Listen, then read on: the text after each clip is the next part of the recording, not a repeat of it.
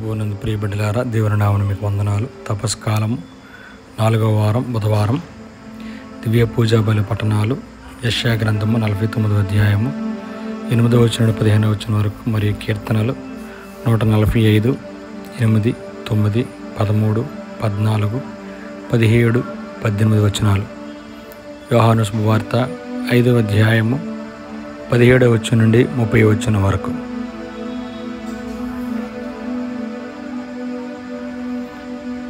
నీ ద్వారా జాతులతో నిబంధనము చేసుకుందును, బీడిపడి ఉన్న గడ్డి మీద నీకు మరలా పునరావాసం కల్పించును.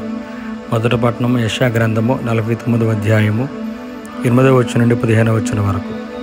ప్రభువు ఇట్లా అనుచున్నాడు, నేను నిన్ను కరుణించు సమయము వచ్చినప్పుడు నీ మొరవిందును, నిన్ను రక్షించు దినం వచ్చినప్పుడు నిన్ను ఆదుకుందును. నేను నిన్ను సంరక్షించును, నీ ద్వారా జాతులతో నిబంధన చేసుకుందును. ఇప్పుడు బీడుపడి ఉన్న నేల మీద నీకు మరలా పునరావాసము కల్పించును. నేను బందీలతో మీరు స్వేచ్ఛగా వెళ్ళుడు అని చెప్పుదును. చీకటిలో ఉన్న వారితో మీరు వెలుగులోనికి రండు అని పలుకుదును. వారు గొర్రెల మందవలే మార్గము ప్రక్కన మేయుదురు, కొండల మీది పచ్చికను తిందురు. వారికి ఆకలి దప్పులు కలుగవు, సూర్యతాపము వారిని బాధింపదు.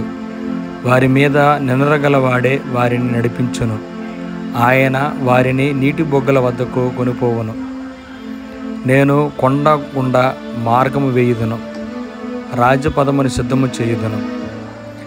నా జనులలో కొందరు దూరము నుండి వత్తురు, కొందరు ఉత్తరము నుండి పడమటి నుండి వత్తురు, మరికొందరు సీనీము దేశము నుండి వత్తురు. ఆకాశమా ఆనందనాదము చేయుము, భూమి సంతసింపుము, పర్వతములారా సంతోషముతో పాడుడు. ప్రభువు తన ప్రజలను ఓదార్చును, బాధలకు గురి అయిన తన జనుల మీద జాలి చూపును. ప్రభువు నన్ను పరిత్యజించెను, నన్ను విస్మరించెను అని సియోను పలికెను. స్త్రీ తన గర్భమున పుట్టిన పసికందును మరిచిపోవనా? తన ప్రేమను పుట్టిన బిడ్డల మీద జాలి చూపకుండునా? ఆమె తన శిశువును మరచినను, నేను మాత్రము నిన్ను మరువను. ఇది ప్రభుని వాక్కు. సర్వేశ్వరునికి వందనములు.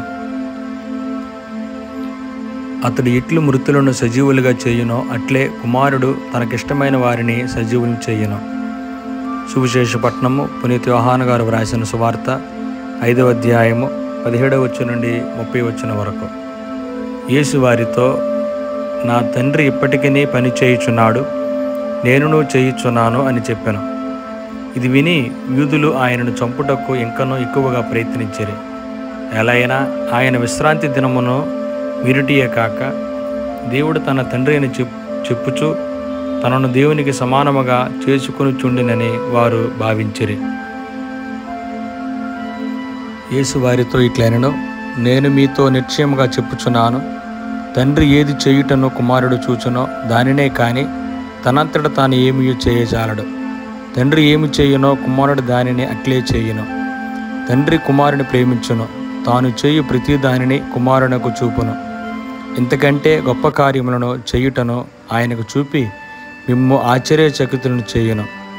తండ్రి ఎట్లు మృతులను సజీవులుగా చేయునో అట్లే కుమారుడును తనకిష్టమైన వారిని సజీవులు చేయును. తండ్రి ఎవరికని తీర్పు విధింపడు, తీర్పు విధించు సర్వాధికారము కుమారునకు ఇచ్చెను. అందరూ తండ్రిని గౌరవించినట్లే కుమారుని కూడా గౌరవించుటకు ఆయన అటులా చేశాను. కుమారుని గౌరవింపని వాడు ఆయనను పంపిన తండ్రిని కూడా గౌరవింపడు. నా మాటలు ఆలకించి నన్ను పంపిన వానిని విశ్వసించువాడు నిత్యజీవం పొందునని మీతో నిశ్చయముగా చెప్పుచున్నాను. అంతటా అతడు తీర్పునకు గురికాడు, అతడు మరణమును దాటి జీవమందు ప్రవేశించును. మృతులు దేవుని కుమారుని స్వరమును విను సమయము వచ్చుచున్నది, అది వచ్చియే ఉన్నది. దానిని ఆలకించువారు జీవింతురని మీతో నిశ్చయముగా చెప్పుచున్నాను. ఎలా అయినా తండ్రి తనంతట తాను జీవము కలిగి ఉన్నట్లే కుమారుడు కూడా తనంతట తాను జీవము కలిగి ఉన్నట్లు చేశాను. ఆయన మనుష్య కుమారుడు కనుక ఆయనకు తీర్పు విధించు అధికారము కూడా ఇచ్చెను. మీరు ఆశ్చర్యపడవలదు, ఆ గడియ సమీపించుచున్నది. అప్పుడు సమాధులున్న వారు ఆయన స్వరమును విని ఉత్థానులగుదురు.